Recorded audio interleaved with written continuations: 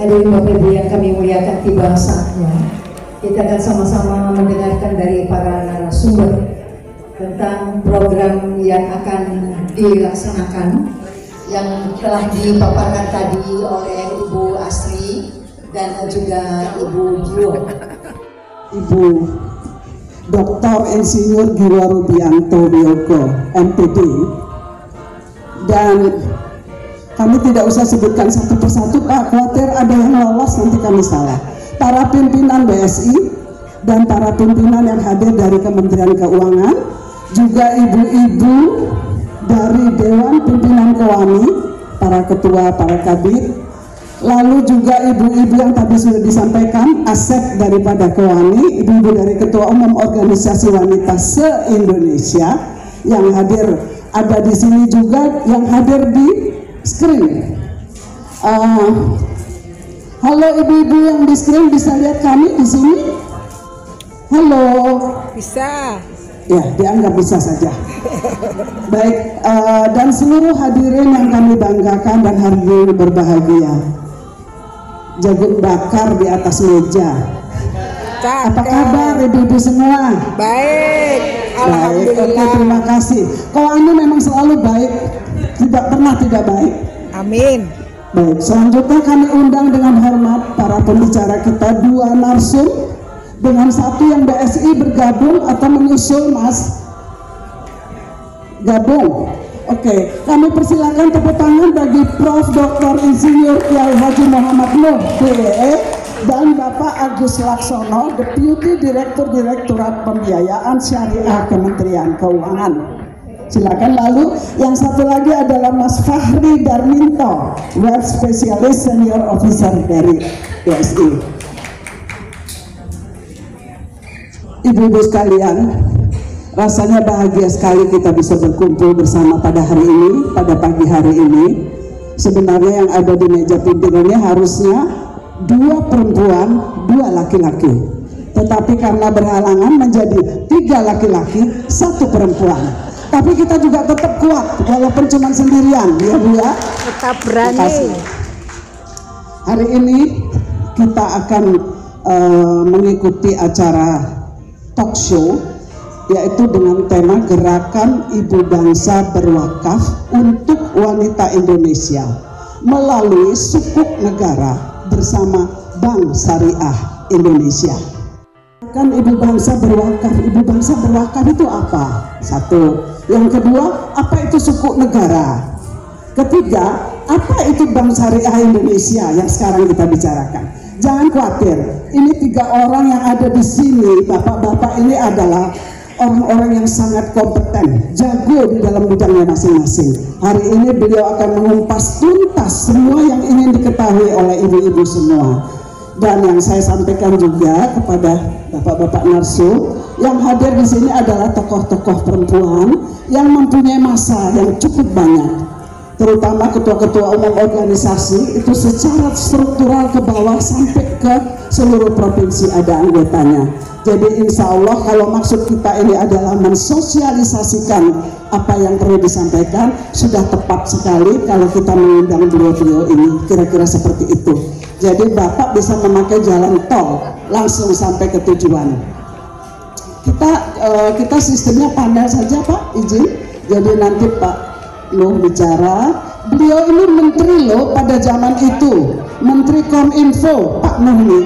Begitu saya baca CV saya lihat, ini saya tahu dari TS dan Pak sama-sama Jawa Timur Pak. Gitu. Jadi Pak Nuh, Pak Agus dengan Pak Fahri. Nah nanti yang bicara Pak Nur duluan ya, Pak Muhammad Nuh, nanti beliau bicara. Izin Pak, nanti kita lanjutkan dengan 2 bapak berikutnya, baru kita buka pertanyaan. Boleh Pak begitu? Oke, baik. Terima kasih Pak. Pembicara berikutnya adalah Bapak Agus Laksono. Beliau adalah Deputi Direktur Direktorat Pembiayaan Syariah Kementerian Keuangan. Silakan Pak Agus. Ya. Terima kasih Ibu Moderator. Izin berdiri Ibu-ibu. Yang pertama tentu Assalamualaikum warahmatullahi wabarakatuh. Salam sejahtera untuk kita semua. Prof Nuh yang saya hormati, Ibu Ketua Umum Rohani yang saya hormati, ibu-ibu semuanya, baik yang hadir secara offline di sini maupun yang ada di online. Tadi banyak sekali pencerahan yang disampaikan oleh Prof Nuh ya, dan saya ingin melengkapi tentu. Yang pertama saya mohon maaf menyampaikan permohonan maaf dari Ibu Direktur. Beliau semestinya hadir di sini untuk memberikan update terkait dengan CWLS, terkait dengan SBSN, cuma berhalangan sehingga kemudian tadi meminta kepada saya untuk hadir mewakili. Tentu sebagai namanya juga wakil gitu kan ya, tentu apa yang saya sampaikan tidak akan seperti sebagaimana yang beliau bisa sampaikan gitu kan, jauh. Mudah-mudahan tidak mengurangi makna dari kegiatan hari ini. Mungkin saya ingin sampaikan aja beberapa update terkait dengan sukuk negara. Jadi izin Bapak Ibu, dalam konteks CWLS ini di awal saya ingin pertanyaan dari Ibu moderator tadi, apa itu sukuk gitu kan ya. Ya. Jadi kami di Kementerian Keuangan memiliki beberapa instrumen pembiayaan gitu ya kira-kira. Instrumen pembiayaan ini salah satunya sukuk negara. Jadi dia adalah instrumen pembiayaan APBN tapi sekaligus instrumen investasi untuk masyarakat. Jadi dia bentuknya surat berharga yang bisa untuk Bapak Ibu ketika membeli itu merupakan bagian dari investasi. Bisa diperjualbelikan gitu kira-kira ya.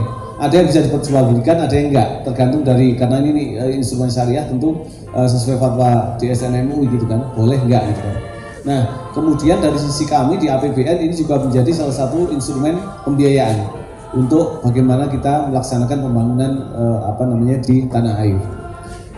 SBSN ini secara prinsip dia instrumen surat berharga negara yang kemudian diterbitkan dengan mengikuti prinsip-prinsip syariah. Jadi dikontrol aspek syariahnya oleh DSN MUI. Izin Pak Agus, izin. Ibu-ibu sekalian, ternyata Prof Nuh ini tidak bisa terlalu lama.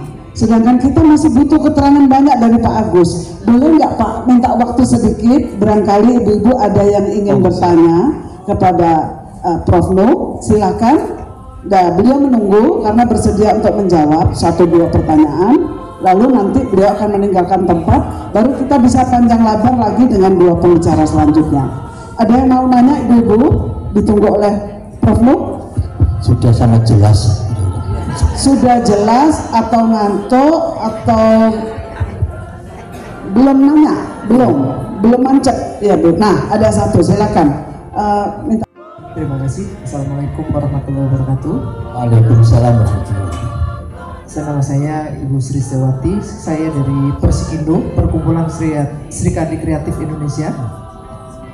Dari apa yang telah Bapak sampaikan tadi itu sangat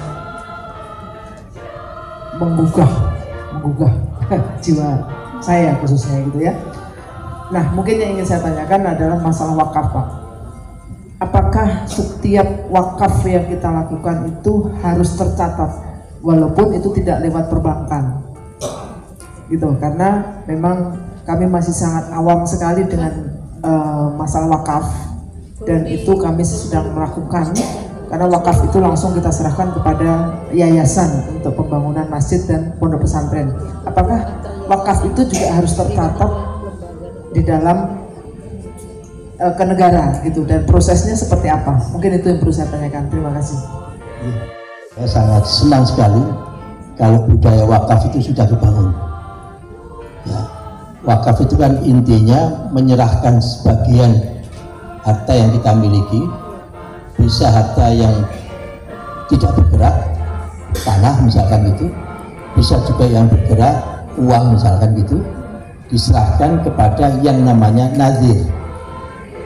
Nazir ini adalah orang atau lembaga berbadan hukum yang mengelola aset wakaf. Sekali lagi, asetnya bisa berupa benda bergerak maupun yang benda tidak bergerak. Untuk apa? Untuk diolah. Nah, panjenengan namanya wakif. Wakif itu adalah orang yang berwakaf. Dan ada harta wakafnya. Harta wakafnya apa? Berupa uang ataupun yang lain. Diserahkan ke nadir. Terus akadnya apa? Ya, akadnya untuk apa? Yang nanti manfaatnya misalkan dipakai untuk sekolahan, madrasah, atau makam, atau perekonomian dan seterusnya. Siapa penerima manfaatnya? Namanya mauquf alaih. Mauquf alaih itu adalah orang atau masyarakat yang menerima manfaatnya. Dipakai untuk apa? Misalkan aja untuk kebaikan atau kemaslahatan atau kemanfaatan orang banyak juga tidak apa-apa. Tapi yang penting harus ada akadnya, niatnya. Supaya karena setiap amal ibadah itu kan harus ada akad niatnya itu. Nah, apakah semuanya harus dicatatkan atau tidak? Ini urusan administrasi. Karena kalau panjenengan mewakafkan tanah, hanya tanahnya aja diwakafkan, terus tidak ada sertifikatnya masih belum dirubah sertifikat wakaf, maka kelak di kemudian hari bisa jadi anak turun itu menuntut balik. Dan kasusnya banyak, yang setelah harga tanah dulu itu tidak ada harganya, sekarang kena jalan tol dan seterusnya, melihat proses pergantiannya kok miliaran rupiah, akhirnya keluarga itu menuntut bahwa ayah saya belum berwakaf karena tidak ada keterangannya tadi itu. Oleh karena itu sekali lagi dicatatkan itu lebih bagus, bahkan memang harus, supaya semuanya menjadi aman. Dan kalau wakaf uang yang paling aman itu memang yang melalui perbankan. Supaya apa? Supaya bisa diolah uangnya ini. Kalau wakafnya tanah salah kelola, misalkan mestinya ada tanah 1 hektar, supaya nilainya tambah, ada manfaatnya ditanamin jagung. Dari jagung itulah yang nanti bisa dibagikan ke mauquf alaih. Tapi ternyata jagungnya tidak tumbuh, tanahnya masih aman. Tapi kalau wakaf uang, uangnya dikelola, diinvestasikan, taruhlah di properti misalkan begitu. Ternyata properti di situ itu tidak layak, tidak visible. Maka apa? Tidak dapat untung, uangnya sendiri yang hilang. Oleh karena itu harus ekstra hati-hati di dalam mengelola wakaf berupa uang. Karena apa? Salah kelola, uangnya yang tidak ada, uangnya yang hilang. Itu Ibu kira-kira. Saya dengan senang hati kalau seandainya Ibu lebih memperdalam lagi, itu bisa komunikasi nomor saya 0811 346 504 ya, 0811 346 504. HP saya selalu silent, jadi jangan ditelepon, tapi di WA, karena saya tidak pernah bunyi, karena saya silent terus. Melalui WA nanti telah bisa komunikasi, dan tolong kasih nama belakangnya, ini siapa ini, itu, dan dari organisasi mana. Saya kira itu Pak Agus, saya matur suwun sangat atas perkenannya panjenengan untuk saya selani begitu. Tolong perkenalkan diri dulu, lalu pertanyaannya langsung. Assalamualaikum warahmatullahi wabarakatuh. Waalaikumsalam. Saya Ibu Nur Aini dari Yatnawati Kartini. Pertanyaan saya Pak, apa perbedaan wakaf dan hibah? Itu aja, terima kasih. Jadi apa perbedaan wakaf dan hibah? Taruhlah yang menerima wakaf itu si A, yang menerima hibah juga taruhlah namanya si B. Begitu panjenengan menyerahkan hibah ke si B, maka oleh si B ini boleh harta ini dijual belikan, ya kan? Dipakai untuk apa saja boleh, ya itu. Tapi kalau harta wakaf, begitu wakaf panjenengan diterima oleh si A, maka si A tidak boleh menjual belikan harta wakaf tadi itu, tidak boleh mengakunkan ke perbankan, tidak boleh itu diwariskan ke anak cucunya dia. Itu yang membedakan wakaf dengan non wakaf itu. Oleh karena itu kalau panjenengan supaya hartanya abadi, maka jangan pakai hibah. Karena kalau hibah bisa dijual oleh penerima hibah, bisa diwariskan oleh penerima hibah. Tapi kalau wakaf tidak boleh dijual belikan dan tidak boleh diwariskan, tidak boleh diagunkan ke perbankan, sehingga aman betul kalau wakaf itu. Kenapa menjadi bisa terus tumbuh berkembang begitu? Karena memang tidak bisa dijual, Ya, kayak gitu. Prof, satu lagi karena perwakilan dari yang ada di screen ingin bertanya. Yang di screen mana tadi yang mau bertanya? Mohon bantuannya dari Mas IT. Halo, Bu Widarmi. Ya, silakan Bu. Terima kasih. Yang kami hormati Prof. Noh. Kami senang sekali mendengarkan dari penjelasan dari Prof sangat luar biasa dan benar kalau ini dari wanita Hindu Pak, dari wanita Hindu wakil sekjen. Wakaf itu ataupun kita menanamkan kebaikan selalu akan dapat dari untuk diri kita sendiri terus menerus berjalan dan semua dilancarkan.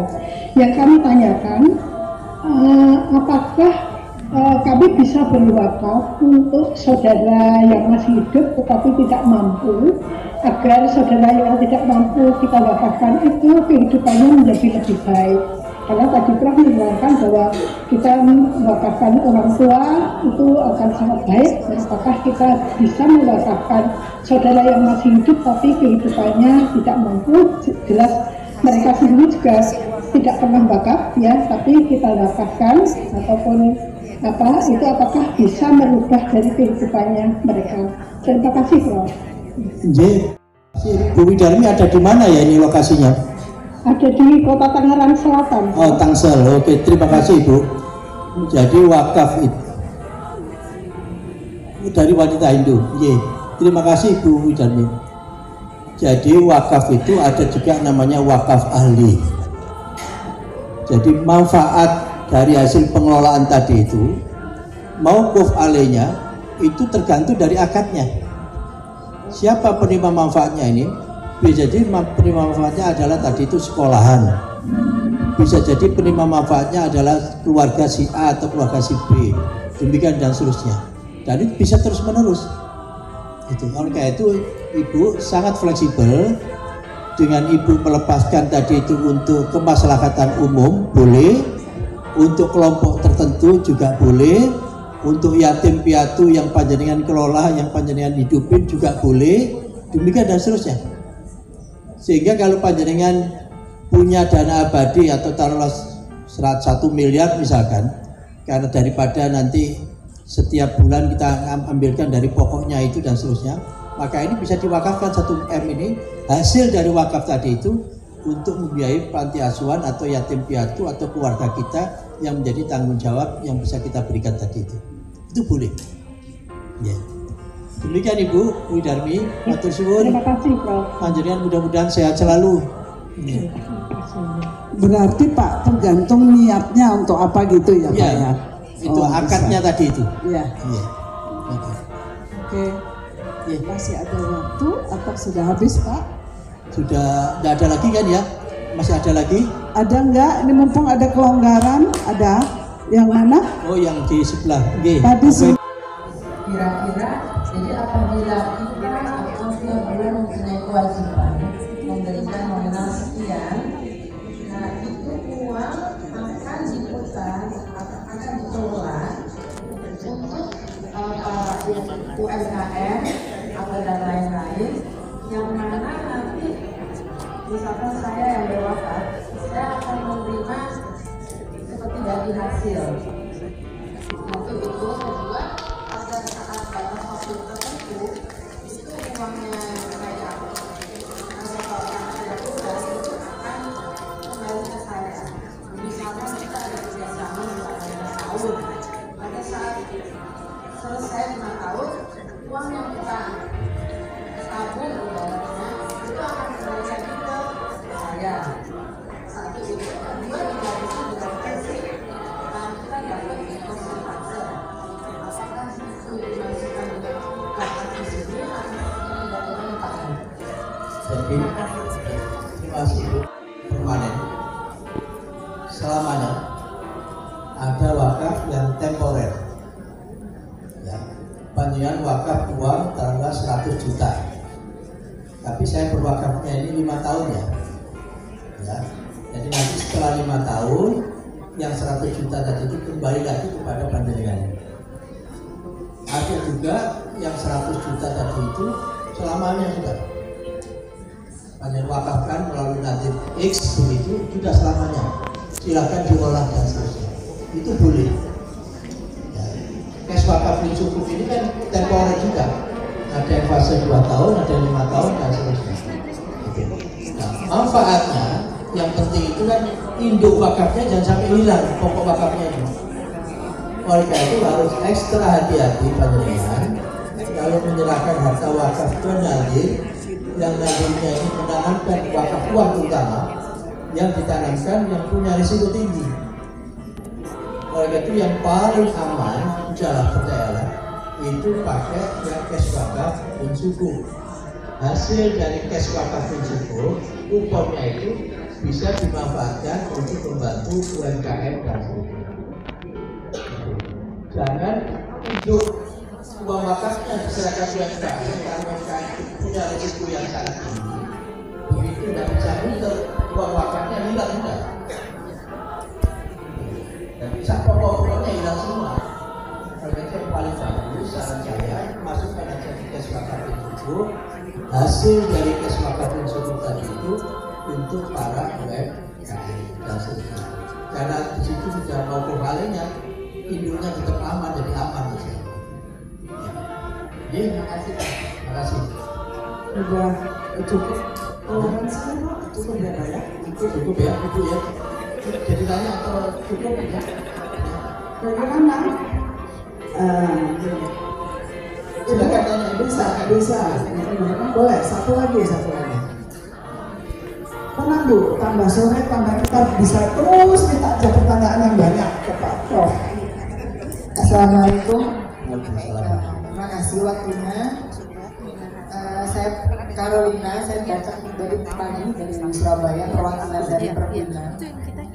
Ini mungkin lebih bukan ke pertanyaan tapi lebih ke request ya gitu. Karena saya lihat ini tadi sangat luar biasa. Jadi saya ini kan di usia yang Gen Z juga enggak, ibu-ibu banget kan juga enggak ya. Jadi di usia yang cukup mature untuk mulai bisa memilah tentang mana yang benar-benar kita selama ini kan kalau di usia antara Gen Z sampai ke 40 sekian itu kan masih idealis ketika kita berbisnis ataupun sekolah itu kan kita kayaknya mengejar duniawi melulu gitu kan ya. Nah jadi harapan saya acara ini bisa berlanjut gitu ya. Ada dibuatkan khusus acara-acara serupa tentang ini yang mana harapan saya bisa masuk ke kalangan Gen milenial. Karena mereka-mereka ini kan masih sangat rentan gitu ya, tapi mereka salah investasi, kemudian mereka tergabung dalam tim yang sama-sama masih meraba dalam bisnis, tapi akhirnya bisnis itu tidak membawa manfaat gitu. Terima kasih, sekian dari saya, matur nuwun. Saya Nur Alfiah, perwakilan dari Perwakilan Wanita Perpi. Kami mau menanyakan, apakah wakaf itu misal tanah atau apapun itu bisa ditarik kembali? Itu aja, terima kasih. Jadi apakah wakaf itu setelah kita wakafkan, saya sudah berniat wakaf tanah 1000 meter persegi untuk kepentingan ini dan seterusnya, apakah bisa ditarik kembali? Setelah kita melihat, oh ternyata kok penggunaannya misal tidak sesuai dengan akad. Terima kasih. Jadi ditarik kembalinya tidak bisa, tetapi yang harus dibenahi adalah nadirnya. Kan tadi panjenengan menyerahkan ke nadir. Nadir kan pengelolanya. Tadi misalkan ini dipakai untuk sekolahan, taruhlah begitu, madrasah. Ternyata oleh si nadirnya dipakai untuk pasar, misalkan gitu. Nah ini panjenengan bisa menarik kembalinya, tidak bisa, tetapi nadirnya yang harus diganti untuk mengelolanya. Kamu akadnya itu untuk sekolahan lo ya, bukan untuk pasar, misalkan gitu. Seandainya bisa jadi waktu di situ dulu tidak ada sekolahan, maka panjenengan berwakaf jangan dibatasi untuk sekolahan, tetapi untuk sekolahan atau dan kemaslahatan umum, sehingga penggunaannya lebih fleksibel, tidak hanya satu titik begitu. Tapi menarik kembalinya itu yang karena sudah panjenengan sudah akad diserahkan, ditarik kembali itu yang tidak boleh. Apakah wakaf itu ada yang mengontrol administrasi bahwa oke, ini adalah wakaf? Ada. Oleh karena itu namanya nazir, dan nazir ini bertanggung jawab termasuk melaporkan pengelolaannya kepada Badan Wakaf Indonesia. Oke. Ya. Legalitasnya dari Badan Wakaf Indonesia. Oke, baik. Jadi nazir itu, nazir yang sah itu adalah nazir yang punya SK. Kita SK-kan. Namanya siapa, yayasan apa, lembaga apa, dan seterusnya. Dan di situ kita SK-kan bahwa ini legal. Jadi prosesnya melalui akte notaris ya Pak ya? Melalui akte notaris, nanti tinggal didaftarkan ke Badan Wakaf Indonesia. Baik, terima kasih Pak. Assalamualaikum warahmatullahi wabarakatuh. Tua nanti akan menindaklanjuti. Baik, sekali lagi saya mohon maaf banyak dan memberikan apresiasi yang sangat luar biasa kepada panjenengan semua. Tata niatnya, Bismillah, insya Allah melalui perwakafan panjenengan bisa sukses semua. Terima kasih. Boleh kita foto dulu Bu Ketua Umum sebelum Prof meninggalkan tempat. Silakan Bu. Dari kami sebagai tanda terima kasih kepada Bapak Prof.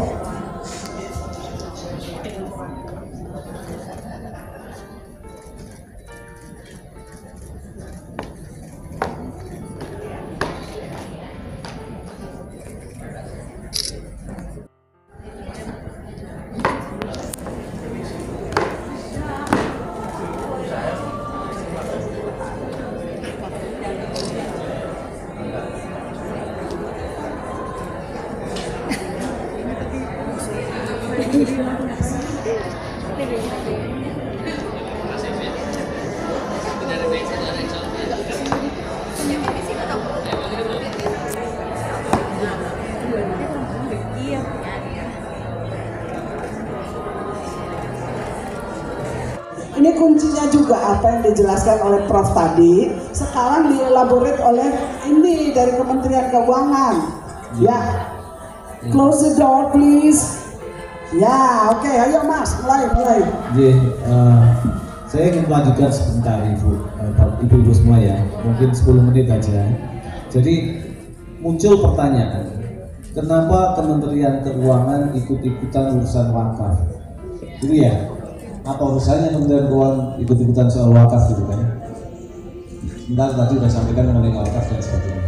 Saya ingin slide sebelumnya Mas Hanum, saya ingin mengkaitkan bahwa sebelum ke sana, karena tadi kan cash wakaf link suku. Jadi tadi ada pertanyaan menarik dari Ibu di sana, ketika berwakaf dalam bentuk uang gitu kan. Ketika wakaf, tadi Prof Nur sampaikan wakaf itu kaidahnya adalah pokoknya harus utuh, harus ada hasil, yang hasil itu dinikmati oleh maupun gitu kan. Nah, ketika dalam bentuk uang, ketika wakaf dalam bentuk uang, isunya berbeda. Menjaga pokok wakaf berupa uang untuk tetap utuh itu sangat sulit. Kalau salah penempatan, nazir itu bertugas untuk mengembangkan, mengelola. Kalau dia salah kelola, habis. Kalau wakaf bentuk tanah, bentuk fisik, itu salah kelola ya masih ada barangnya kan. Kalau uang enggak. Nah, kami kenapa tadi muncul JWLS dan sebagainya? Sebenarnya ini komitmen dari pemerintah bersama-sama dengan otoritas bagaimana mengembangkan cash wakaf tadi. Jadi wakaf uang ini, undang-undang wakaf itu sudah ada lama sekali, 2024 sudah ada undang-undangnya, tapi nggak pernah berkembang, gitu kan? Karena salah satu masalahnya ada di sini. Bagaimana menciptakan mekanisme yang trusted, yang bisa menjamin bahwa pokoknya tetap utuh, bukan kemudian ada hasil. Nah, karena nggak ada mekanisme, kemudian kita coba duduk bareng-bareng, kita sinergikan. Oh, pemerintah punya instrumen yang memberi jaminan untuk keamanan investasi tadi, berupa sukuk, gitu kan? Kemudian kita kolaborasikan, jadilah cash wakaf sukuk. Kira-kira semacam itu ya Pak Ibu, sehingga kemudian bisa memfasilitasi masyarakat bisa berwakaf secara mudah, secara aman.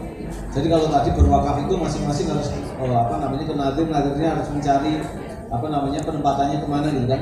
Nah, dengan skema CWLS ini kita rangkai bahwa CWLS itu penghimpunannya melalui mitra distribusi, ada BSI misalnya, bank-bank syariah gitu kan. kemudian nadirnya sudah ada. Nadir ini membawa program-program kan, untuk UMKM, untuk pertanian, untuk pendidikan dan sebagainya.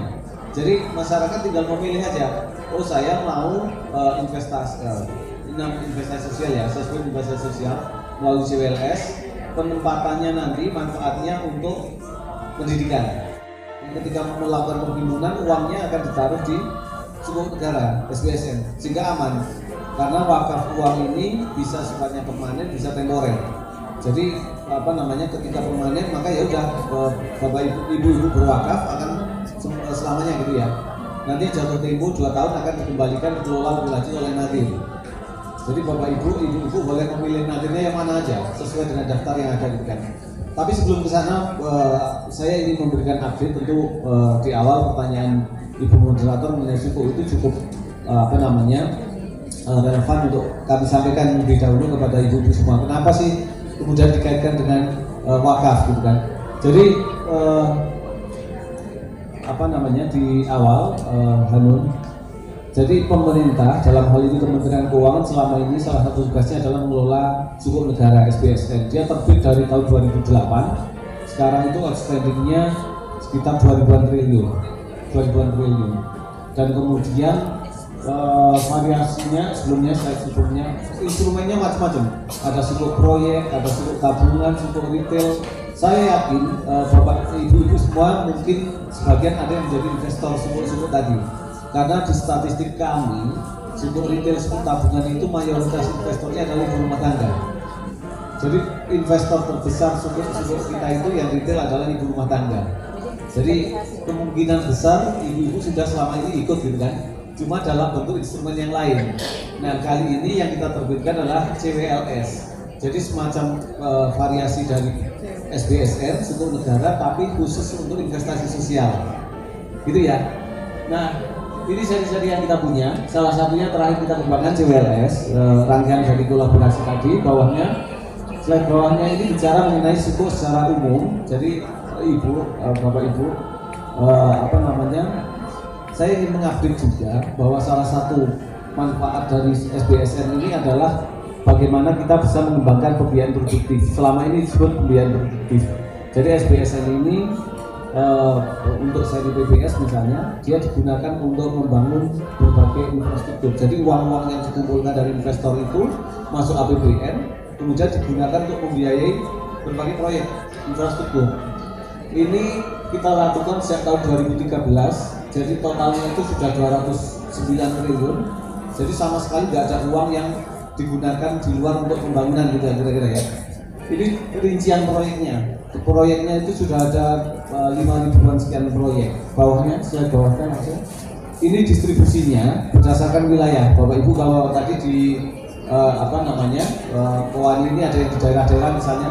Ini kontribusi SBSN atau sukuk negara untuk pembangunan. Kalau yang hijau yang tebel-tebel itu menunjukkan bahwa alokasi proyek SBSN di sana itu sangat besar.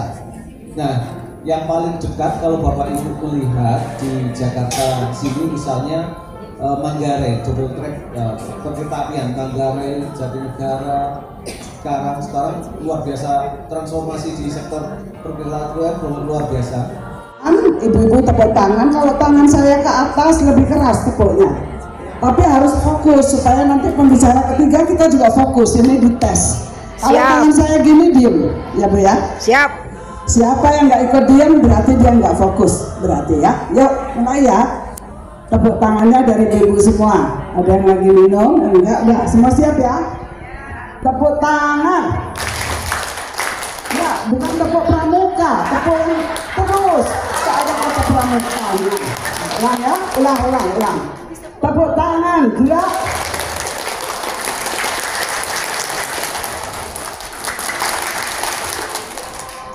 Yeah.